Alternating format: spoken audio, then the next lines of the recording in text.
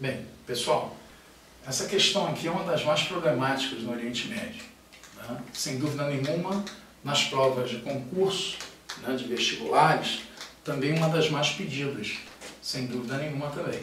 Então, como entender a questão, né, dos grupos palestinos e os grupos, já que israelenses podem ser também judeus, né, podem ser católicos, podem ser protestantes, né, o que você achar melhor. Né, mas predominantemente em Israel, né, e tudo começa, na verdade, quando vocês dão uma olhadinha para cá, com as 12 tribos de Israel, né, 10 ao norte e 2 ao sul.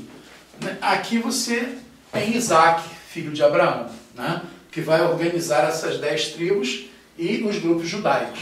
E aqui você também tem um filho de Abraão, que é Ismael, né, hoje como grupos árabes. Né. Então, na verdade, há uma relação direta entre os dois grupos. Na verdade, os dois grupos são semitas, são primos, né, são parentes. Né. Então, quando você fala antissemitismo, não é só contra os judeus, é também contra os árabes. O probleminha com os hebreus, na época, mais ou menos a 3 a.C., depois. Ou seja, você vai espalhar judeus pelo mundo inteiro. Né? E, obviamente, os judeus perderam o antigo território, que foi gradativamente sendo ocupado pelos grupos palestinos, que ali estavam também no Oriente Médio. Né? Então, com isso, né, você tem do século III até a formação do Estado de Israel uma influência de palestinos. Então, pelo Uti Possidetes, né, o uso capião conhecido da área. Então, lógico que a ONU teve que decidir isso, já que a Inglaterra não quis decidir, porque a Inglaterra é que dominava esse território aqui. Né? Então, ela passa isso, no caso aqui, né, dividiria metade para os palestinos, metade para os compra, né, de várias terras no território palestino, eles passam a ganhar a condição de Estado. Né? Então, a ONU ratifica isso, né, a condição de Estado, já interessando a Israel, naturalmente, e com o apoio dos Estados Unidos, e os palestinos se veem enrascados aí já em 48, quando Israel passa a assumir esse território. Já aqui você já vai ter um primeiro conflito entre esses grupos. Né? Os grupos que cercavam ali a região, você pode chamar de grupos árabes. Né? Os grupos árabes se recusam a aceitar a presença dos judeus ali. E os palestinos se tornariam refugiados dentro desse território. Olha, como refugiados, a Árabe Unida, conhecida na época, né, vai acionar uma briga direta com os judeus por causa do Canal de Suez. Então nós sabemos que os judeus eram apoiados pelos Estados Unidos e os palestinos apoiados pelos soviéticos. Né? Então os Estados Unidos e a União Soviética vão entrar na questão para apaziguar o conflito, né? Já que o Egito sempre comprava armas, né, dos soviéticos e os judeus compravam armas dos Estados Unidos. Então olha só, vamos acalmar aqui, que é uma área estratégica, é uma área de passagem, né, do Mediterrâneo, né, para o Índico, né, uma área de grande importância. Então, a questão, que já era a segunda ali dentro, né, daquela área, passou a ser controlada pelos dois grupos bipolares ali, né, Estados Unidos e União Soviética. A Guerra dos 6 Dias é que definiu uma grande força de Israel nesse processo. O que a gente nota aqui é que existia a Cisjordânia, que pertencia à Jordânia, existia a faixa de Gaza, que pertencia ao Egito, e tinha na Síria, né, as elevações das colinas de Golã, né, que pertencem à Síria. E aqui, na verdade, é onde nasce o rio Jordão, né, gente? Então, esse rio Jordão, né, está estritamente ligado, né, à área do domínio sírio, no primeiro momento. Mas quando eles perdem a Guerra dos 6 Dias, né, em 67, que realmente foram 6 dias que a vitória de Israel ocorreu, Israel exige que as colinas de Golã passem a ser domínio de Israel. Exige que a Cisjordânia seja domínio de Israel. E exige que a faixa de Gaza seja domínio de Israel. Consequentemente, o território de Israel aumenta. Né? Quer dizer, e gera mais conflitos, que vai reacender aí a briga em 73, a Guerra do Yom Kippur. Né? E, consequentemente, né, aqui você vai ter a grande crise mundial do petróleo. Né?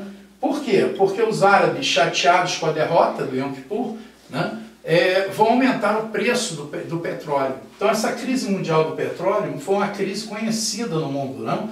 Então você teve a primeira, que foi em 73, e a segunda em 79. Né? O mundo mudou, gente. A partir daí, essa questão aqui colocou em xeque muita coisa, inclusive a força da OPEP. Se por um lado os árabes perderam a guerra, por outro eles reforçaram a posição da OPEP, a Organização dos Países Exportadores de Petróleo. Né? Então, teve uma compensação aí para os árabes nessa estrutura. Então, um barril custava $3, passa a custar 3 vezes mais o valor. Né? Consequentemente, isso gerou aí questões inflacionárias no mundo, né? Medidas de contenção de gastos do petróleo, quer dizer, países se esforçando, né, para sair desse problema. Claro que em 73, para piorar a situação, a Península do Sinai ainda é tomada, né, por Israel, pela derrota do Egito. Então, consequentemente, ele só devolve a Península do Sinai nos anos 80, né?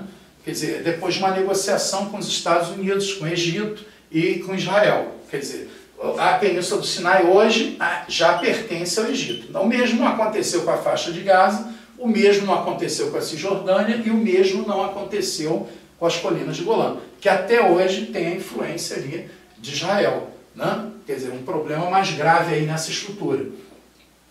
Quando a gente olha as tentativas de paz na região, o acordo mais importante foi o Acordo de Oslo II, na Noruega. Foi negociado no primeiro momento, o Acordo 1, Oslo 1, e no Acordo 2 eles chegaram a uma conclusão em relação a onde se estabeleceriam os palestinos. Em Jericó, uma área aqui mais próxima do norte da Cisjordânia, né, e a faixa de Gaza que eles teriam.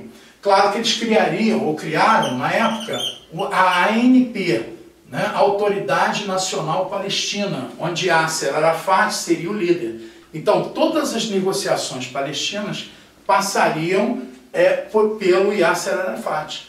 Né? E houve um acordo feito, né, com o representante, o primeiro-ministro de Israel, que na época foi até assassinado. Ao ser assassinado, os grupos se tornaram mais radicais pelo lado dos palestinos, que vocês conhecem com o nome de Hamas, olha lá, e o Hezbollah, que se concentra mais no sudeste do Líbano, olha lá, e atacam constantemente a região de Israel. Claro que também tem a Jihad Islâmica, ou Jihad Islâmica, se vocês quiserem, né, que também perpetua força, né, colocando explosivos em determinadas áreas, criando uma movimentação mais terrorista ali, que preocupa demais Israel, principalmente em Jerusalém, aqui na Cisjordânia. Então, essa área é uma área de conflito constante na região, principalmente quando se fala em Jerusalém. Né? Existe o grupo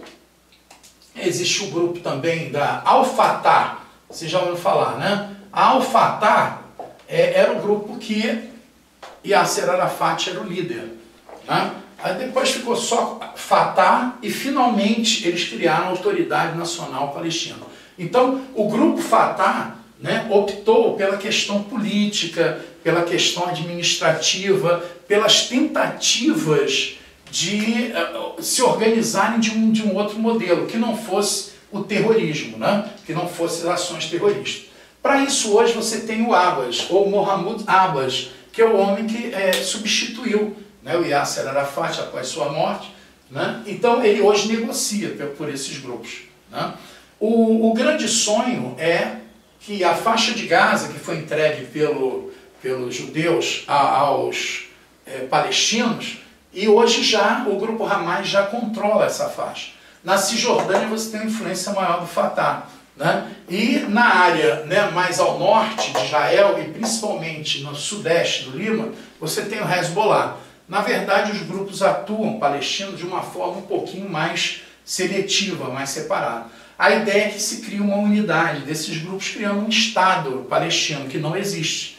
Né? Se bem que a ONU, né, mais recentemente, em 2013, né, em 2012, perdão, já elevou a Palestina à condição de Estado observador membro, né? Não membro da ONU. Quer dizer, ele está no mesmo status do Vaticano. Então, Abbas hoje teria, entre aspas, né, a mesma importância, né, dentro da administração do Papa Francisco, por exemplo.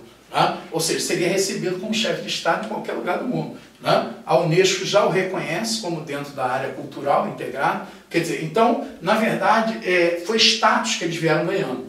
Nesse meio termo aqui, entre 93 e 2012, houve uma tentativa do Bush de também criar a ideia de paz através do mapa do caminho, já que os grupos, né, estavam bastante radicais aqui, né, e irredutíveis na questão do acordo, ou de acordos. Então ele sugeriu o mapa do caminho. Mas o George Bush tinha um problema, né, gente? Ele tinha invadido o Iraque. Então é uma dicotomia você invadir um país sem autorização da ONU, né, e depois sugerir acordo de paz para palestinos e israelenses. Claro que ninguém entendeu a política do Bush, né? Nem ele mesmo, né? Porque não deu certo essa política, naturalmente. Uma política furada, ninguém gostou, né, da ideia. E, logicamente, né, os judeus, ao contrário do que se esperava, com os conflitos, eles passaram a intensificar a abertura de colônias. Mais colônias judaicas na Cisjordânia, o que deixou Abbas apavorado. Daí a ideia de através da ONU, tentar barrar essa expansão, esse expansionismo, o novo expansionismo de Israel, né? Claro que agora estão negociando, mais recentemente, né? Nesse período de julho, né, de 2013, eles estão tentando negociar a ideia, né, de se criar um espaço para o tal Estado palestino, autônomo, né? Aí sim, aí ele poderá integrar como membro, né? Aí você tiraria o não membro, e aí ele passaria a ser membro efetivo da ONU, né? Se bem que eles conseguiram o apoio de 138 países, né? Nada impedirá agora do Abbas conseguir um acordo e a partir daí a autonomia do seu Estado, né? Quer dizer, integrando aos 193 países do mundo, né?